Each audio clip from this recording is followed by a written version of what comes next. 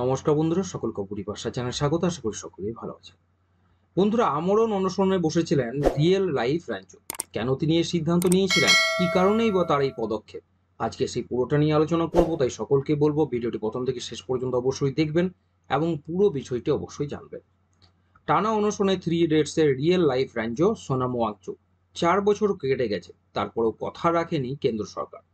প্রতিবাদে 6 মার্চ থেকে অনশনে বসেন বিজ্ঞানী সোনম ওয়াংচুক। টানা 22 দিন ধরে চলছিল তার এই অনশন। প্রতিবাদে তার সঙ্গে সামিল হয়েছিলেন প্রায় 250 স্থানীয় বাসিন্দা। গান্ধীজির পথেই শান্তিপূর্ণ প্রতিবাদের পথে হাঁটবেন বলে জানিয়েছেন সোনম ওয়াংচুক। এই ক্ষেত্রে যে বিষয়গুলি উঠে আসছে, প্রথম যে ব্যাপারটা সেটা হচ্ছে কথা দিয়েও কথা রাখেনি কেন্দ্র সরকার, এবং তার প্রতিবাদে শান্তিপূর্ণ অনশন রিয়েল লাইফ র্যাঞ্চো সোনম ওয়াংচুক। টানা 22 দিন অনশন করার পর শারীরিক অবস্থা অবনতির ফলে তিনি কিন্তু এদিন তার অনশন ভঙ্গ করেন।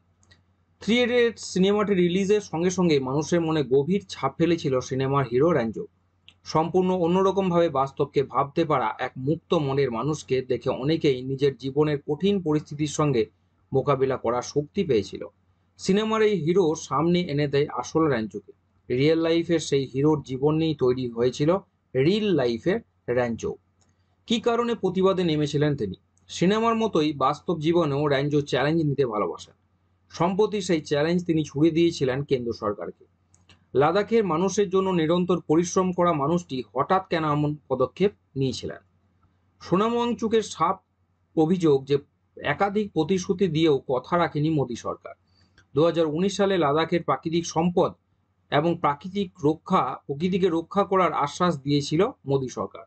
অথচ সেই বছরই কেন্দ্র জম্মু কাশ্মীর থেকে লাদাখকে আলাদা করে কেন্দ্রশাসিত অঞ্চলের মর্যাদা দেয়। আশ্বাস দেওয়া হয় যে লাদাখের মানুষের সাংবিধানিক অধিকারও রক্ষা করা হবে। তবে এই সব আশ্বাসের কোনোটাই পালন করেনি সরকার। সেই অভিযোগেই টানা অনশনের সিদ্ধান্ত নিয়েছিলেন সোনম ওয়াংচুক। গত 6 মার্চ থেকে টানা 22 দিনের আমরণ অনশনে বসেন তিনি। তার প্রতিবাদে সামিল হয়েছিলেন স্থানীয় বাসিন্দারা। কি কি দাবি রেখেছিলেন তিনি? মূলত 4টি দাবি কেন্দ্রের সামনে রেখেছিলেন তিনি। প্রথম দাবি হলো লাদাখকে রাজ্যের সম্মান দিতে হবে।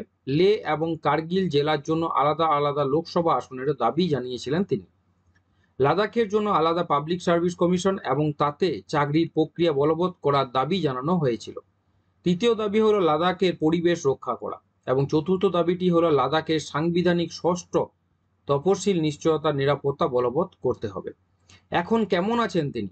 হিমাঙ্কের নিচে থাকা তাপমাত্রায় টানা 22 দিন অভুক্ত অবস্থায় রয়েছেন সোনম ওয়াংচুক। সম্প্রতি তিনি তার এক্স হ্যান্ডেলে নিজেই শারীরিক অবস্থার কথা জানান।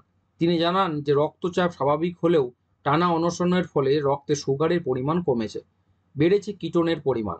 অনেকেই সোনমের শারীরিক অবস্থা নিয়ে জানতে চেয়েছেন। সেই প্রশ্নের উত্তরে মজা করে তিনি জানিয়েছেন তিনি স্রেফ বেঁচে থাকার থেকে ভালো আছেন, তবে দারুণভাবে ভালো থাকার থেকে একটু কম ভালো আছেন। ওয়াংচুকের পাশাপাশি স্থানীয়দের দাবি যে কেন্দ্রশাসিত অঞ্চলের স্বীকৃতি নয়, পূর্ণাঙ্গ রাজ্যের তকমা দেওয়া হোক লাদাখকে, এবং সেই দাবি নিয়েই তিনি বসেছিলেন অনশনে। আসছি পরে ভিডিও নিয়ে। সকলকেই বলবো এই খবর কিন্তু আমাদের কোনো নিউজ চ্যানেল কিন্তু বারবার দেখাচ্ছে না, এটা প্রায় চাপা পড়ে গেছে। তাই খবরটি সকলের কাছে ছড়িয়ে দেওয়ার জন্য ভিডিওটিকে সকলকেই বলবো অবশ্যই প্রচুর পরিমাণে শেয়ার করা হোক। চ্যানেলটি যদি প্রথম ভিজিট করে থাকেন তাহলে চ্যানেলটিকে অবশ্যই সাবস্ক্রাইব করবেন, ভিডিওটিকে লাইক করতে ভুলবেন না, এবং অবশ্যই আরও একবার বলি ভিডিওটি সকলের সাথে অবশ্যই শেয়ার করবেন। সকলকেই বলবো ভালো থাকবেন, সুস্থ থাকবেন।